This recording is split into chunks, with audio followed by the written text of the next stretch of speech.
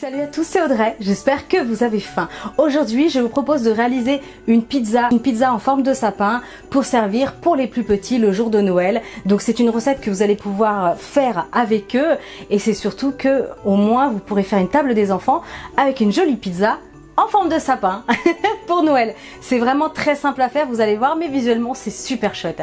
Allez, vous êtes prêts? Toutes les étapes en vidéo, c'est parti! Alors pour cette recette, on va commencer avec la pâte à pizza. Pour ça, il nous faudra 250 g de farine. Ici, j'utilise de la T55.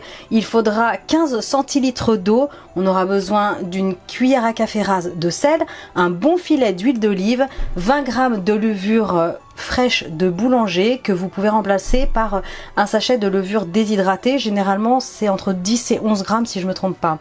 Ensuite, pour la garniture, ici j'ai de la mozzarella râpée, c'est celle qui est sèche, elle ne rend pas d'eau et c'est vraiment parfait pour les pizzas.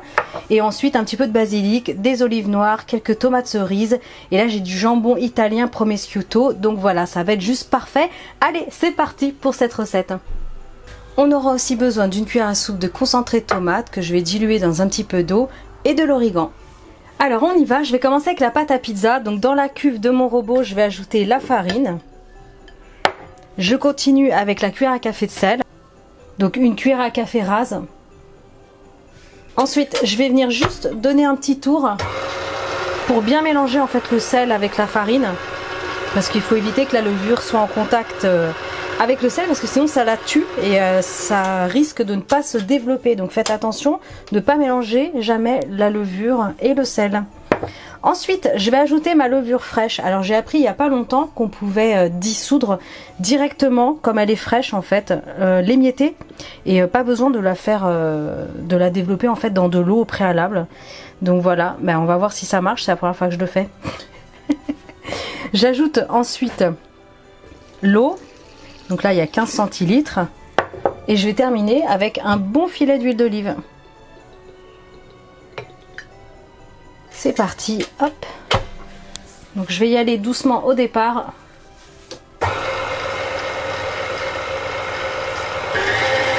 Et je vais augmenter progressivement jusqu'à une vitesse entre 2 et 4. Donc c'est très rapide, hein, c'est entre 1 à 2 minutes. Une fois que la pâte se décolle parfaitement des parois, c'est impeccable. Et vous devez obtenir quelque chose d'assez collant et élastique. Alors la pâte est prête, je vais juste verser un petit peu d'huile d'olive dans les mains. Je vais venir huiler généreusement le bol, celui qui a servi à ajouter la farine. Comme c'est très collant, je vous conseille de huiler quand même vos mains et regardez la pâte que vous devez obtenir. Moelleux, collant, super élastique, impeccable. Donc là, je vais la laisser monter. Donc la pousse magique, je vous explique, ça je l'avais déjà dit dans d'autres vidéos, mais vous êtes nombreux à me redemander. Alors en fait, j'utilise mon four pour avoir une pousse rapide en 20 minutes. C'est ultra rapide. Ce que vous faites, c'est que vous mettez votre pâte dans le récipient, hop, dans quelque chose qui va au four, hein, par contre, attention. Vous mettez votre four à chauffer juste à 20-30 degrés, pas plus de 30 degrés, parce qu'après ça risque de cuire, de croûter. Et 30 degrés au minimum et vous placez votre pâte au milieu du four et vous la laissez 20 minutes et c'est magique. Regardez-moi cette pâte ouf, c'est magique, vous allez voir, c'est je fais plus que ça maintenant. Après, si vous avez un bon radiateur en fonte, vous mettez dessus, vous allez voir, elle va monter très vite. Donc le fond est huilé, impeccable. Et ce que je vous conseille, un tout petit peu d'huile d'olive encore sur le dessus. C'est pour éviter qu'elle sèche en fait, qu'elle croûte à la poussée. C'est pas ultra dramatique, je vous rassure. Mais tant qu'à faire, autant qu'elle soit bien souple.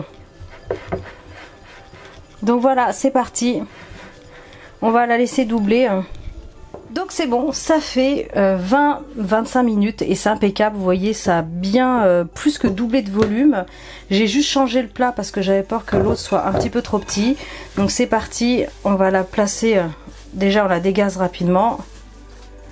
Et je vais la placer sur alors un plan de travail fariné. J'utilise un tapis en plus, c'est assez pratique. Oh là là, ça sent bon la levure. Donc le système de la levure de boulanger qu'on incorpore directement, ça fonctionne. C'était pas mal. On est parti. Donc nous, le but de cette pizza, c'est que c'est pour les enfants, pour Noël. Donc du coup, on va tenter de lui donner une forme de sapin. Enfin, vous pouvez faire après d'autres formes, hein. Donc pendant ce temps-là, j'ai fait préchauffer le four, 220 degrés. Parce que ça va être long à préchauffer, donc faites-le au début de la recette. Ok, impeccable. Donc là, elle fait un demi-centimètre d'épaisseur, c'est bon. Plutôt, vous voyez, de forme vraiment rectangulaire. Comme ça, on n'a plus qu'à tailler. Déjà, on va faire une base. Ensuite, on va dessiner les branches. Faites-le au couteau tout doucement, puis après, comme ça, vous pouvez rectifier.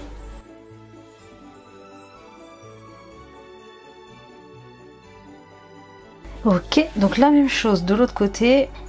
Essayez d'être raccord au niveau ici des étages.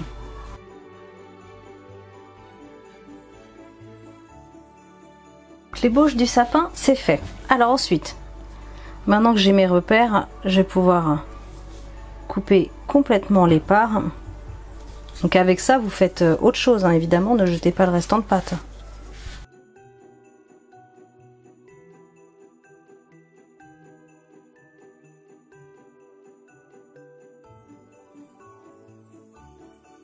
Et avec ça, vous pourrez faire un deuxième sapin. Vous la mettez, vous la gardez au frais dans un film alimentaire. Un sapin ou une canne à sucre, un bonhomme de neige. Vous pouvez faire une autre pizza. Avec les quantités que je vous ai données, en fait, vous pouvez faire 2 belles pizzas. Alors ensuite, ce que je vais faire, c'est que je vais transférer mon sapin sur une plaque à pâtisserie. Donc je vais juste le replier 2 petites secondes, hop, le temps de faire glisser la préparation. Donc plaque à pâtisserie avec du papier sulfurisé. On est bon. Et voilà. Alors ce que j'ai fait, c'est que j'ai dilué le concentré de tomate avec un petit peu d'eau, l'équivalent d'une cuillère à soupe, une cuillère et demie à soupe en eau. En fait, c'est vraiment histoire d'avoir quelque chose de très homogène, une belle petite sauce. Si vous n'avez pas le concentré de tomate, c'est pas grave, vous prenez une sauce à pizza toute faite ou un petit peu de coulis de tomate, ça fonctionne tout aussi bien. Donc ce que je vais faire, c'est que je vais placer mon coulis.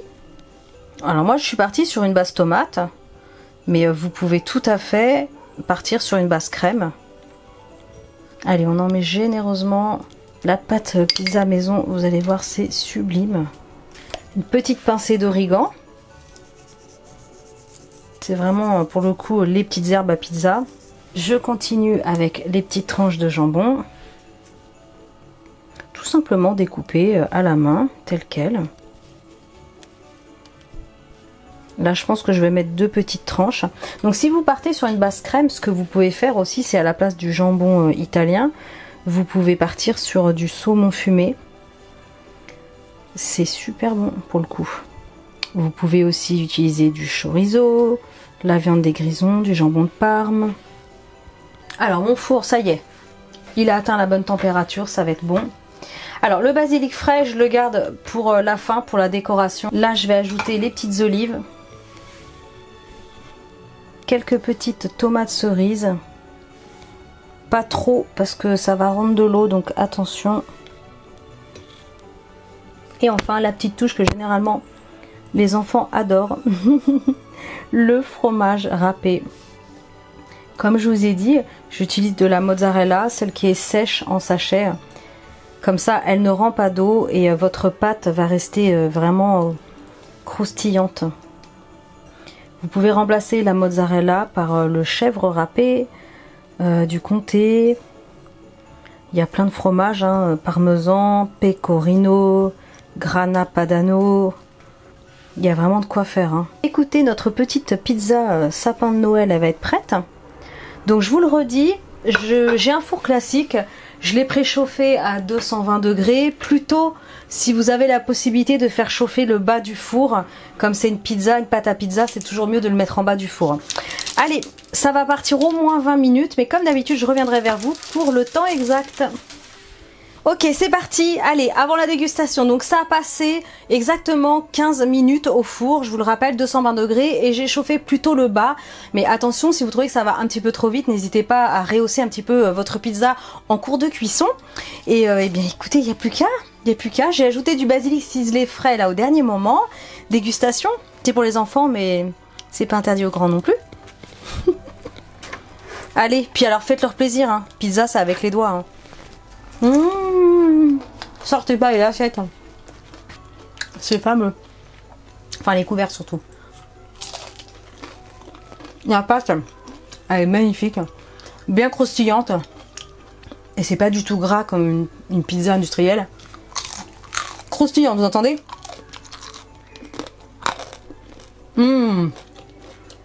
Franchement, les enfants, ils vont être super contents. C'est fun à manger. Allez, on va se faire une petite part de tronc. Le tronc du sapin. Oh, regardez-moi ça, franchement.